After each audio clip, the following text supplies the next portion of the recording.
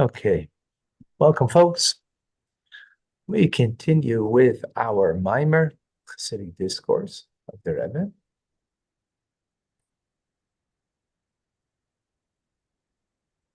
Chad v'shalom.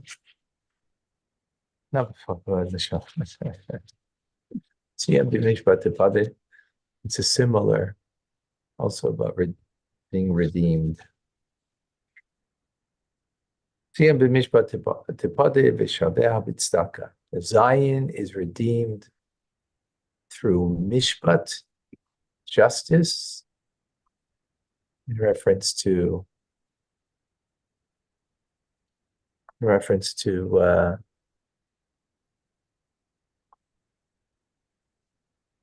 Torah study, and its captives through through tzedakah, charity.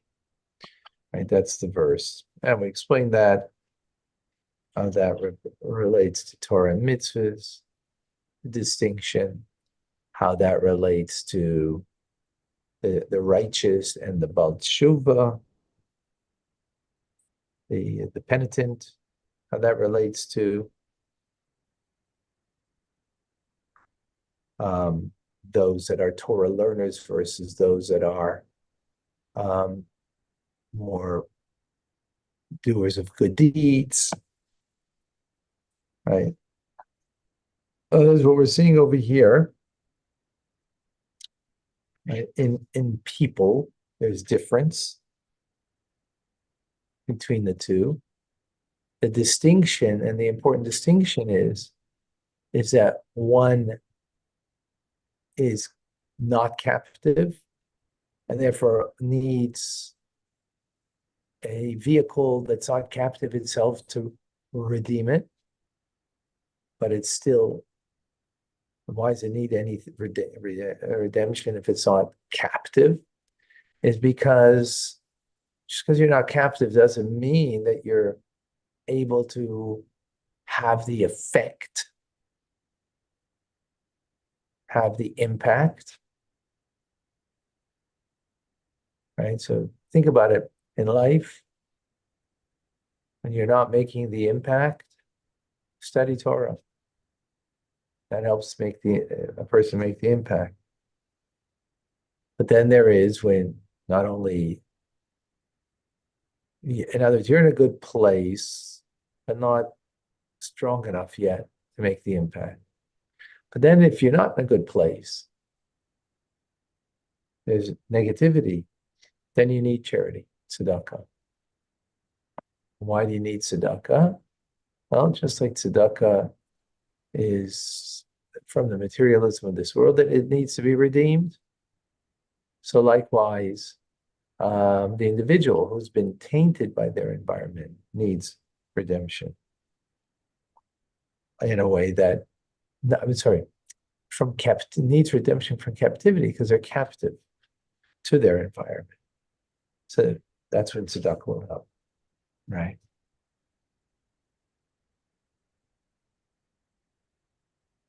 So that's the Baal Tshuva who's been, affected by their environment as opposed to the righteous, not affected by their environment, but maybe they're not making the impact.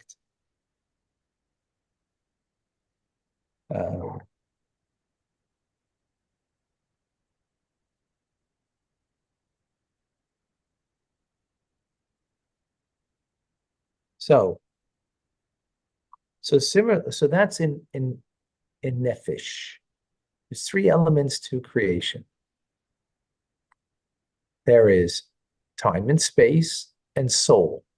So we just described this idea, the distinction, the two levels that there are. Two types of people that there are. And now we go into Olam, space.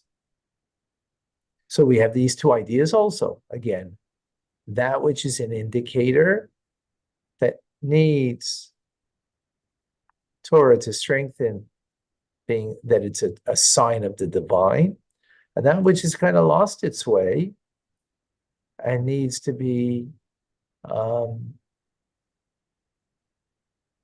redeemed through tzedakah, charity, it needs, because it's being captive, because it's captive.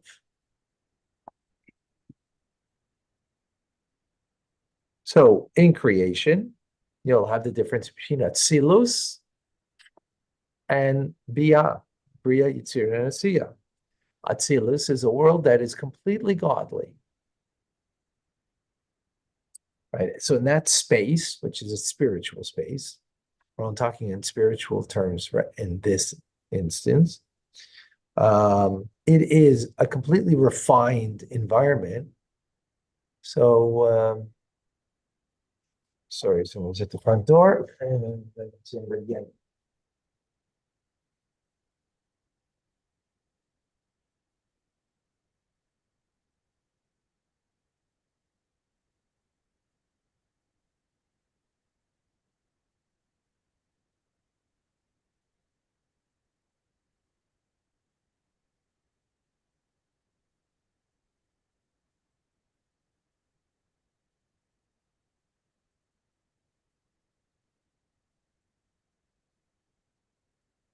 Right? Um,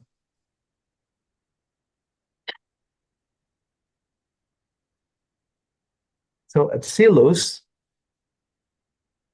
is a godly world. It's refined, and therefore, you want to make coffee, or do you just want to make hot water? So you know how to make it? Oh, there's no cups there. Look underneath. Look on top or underneath. Oh,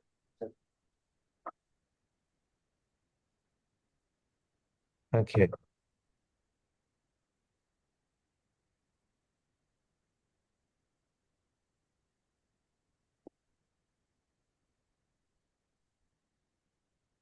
Okay, so it's a completely refined environment. It's a godly environment. There is no Mitzias. There is no separateness from God in the world of Mitzilus. Right? As opposed to Bria, which is already creation.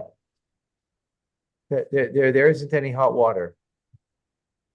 So you know how to make the coffee? Okay, now if you know, fine. Right. So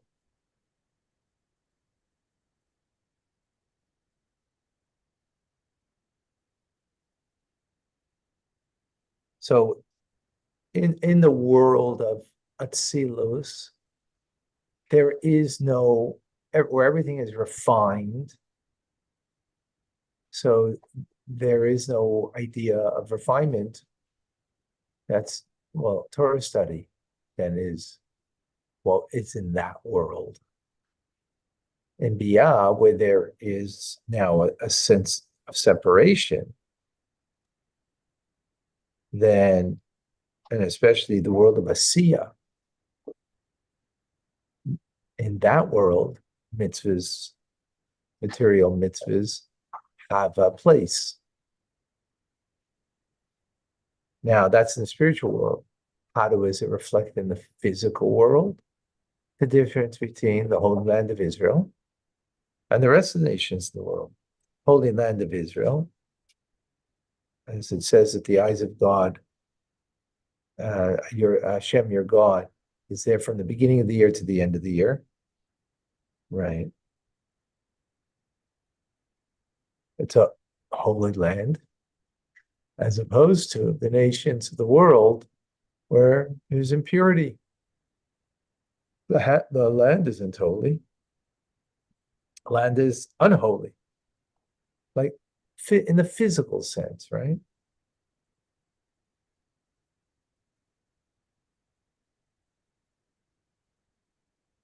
So in order to make the nations of the world,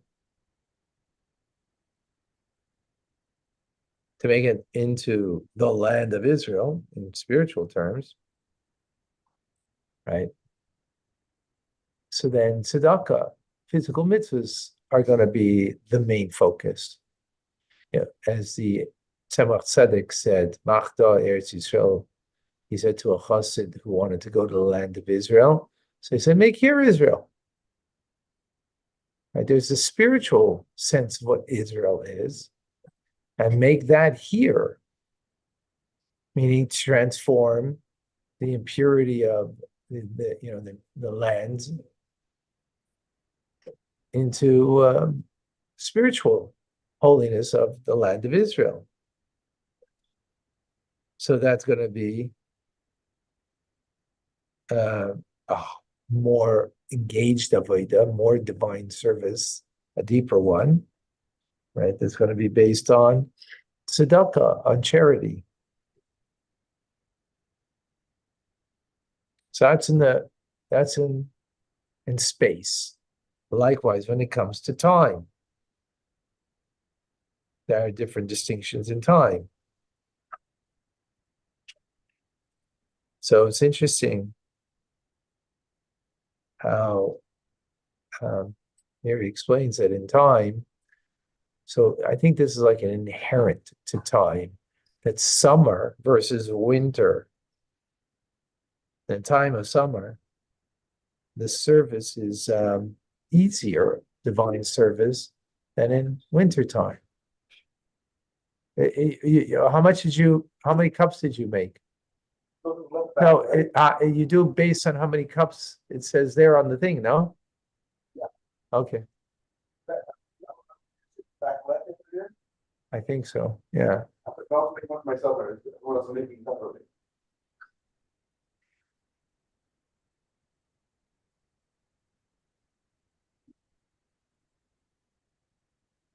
Right, so that is one distinction.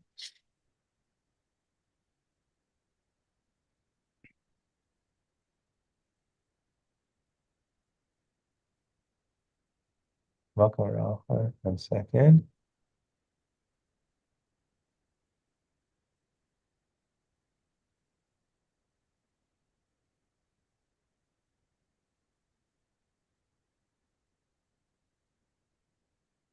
I'm not exactly clear on the concept over here, but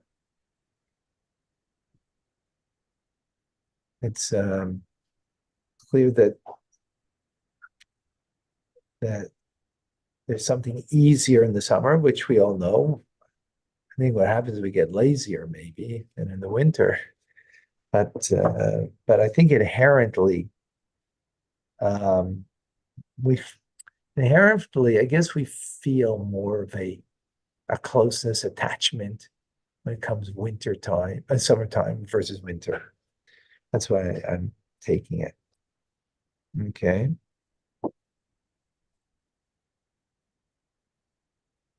Similarly, there are meritorious days versus the opposite, that they don't have any merit, specific merit to them.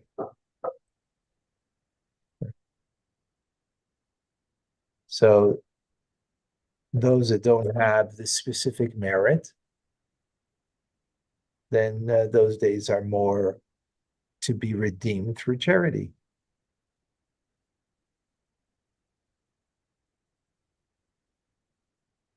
And that's why this mimer was said during the 9 days, which are days that are not notorious days. So therefore, the main redemption will be through tzedakah, right? In order to transform these days to days of joy and gladness. That will be the final redemption.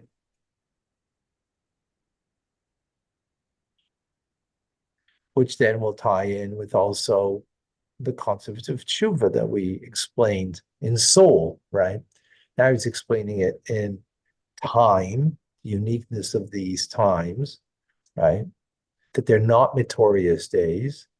They need to be transformed these days.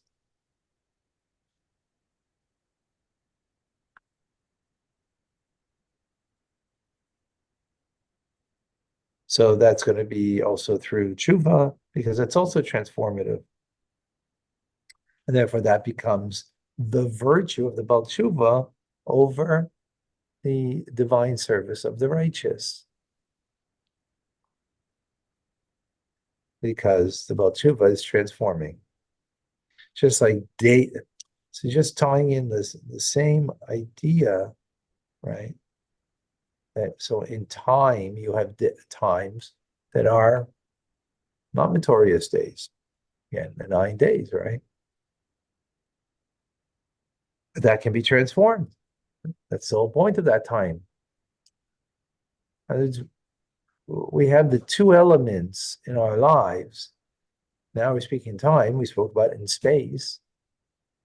In space, Atzilus Biyah, Israel, and outside of Israel.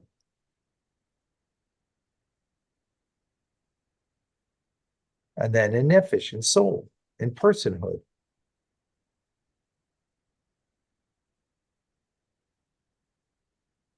And therefore, for the final redemption to come, which is transformative, that's why the idea of tshuva is specific then. As the Rambam says, that when Jewish people do tshuva, then we will be redeemed immediately. And with that, we understand, as it says, that Mashiach is going to bring the righteous also to do tshuva. In other words, the righteous who don't need, they're not captive, so they don't need redemption as someone who is captive by negative forces, by the negativity, right?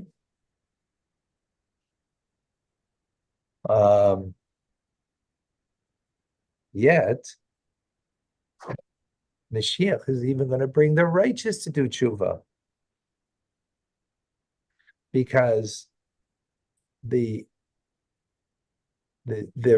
novelty of the final redemption is transformation, inner transformation. So the righteous who don't need to transform from something negative to something positive, right? Where we do, where times of the 9 days needs to be transformed, and being outside of the Holy Land needs transformation.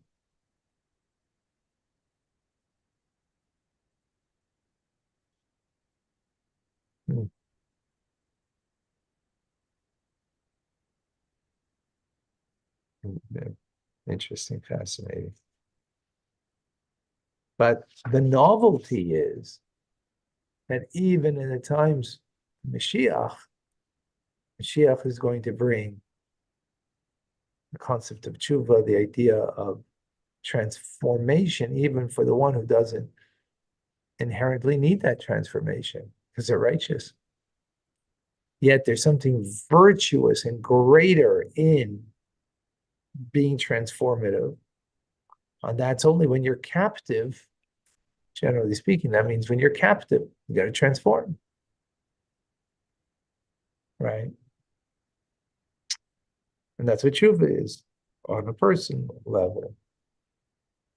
So there's that concept of tshuva, and then we just learned from Gersa tshuva. So there's a higher level of tshuva that means just constant return and closeness to Hashem. All right.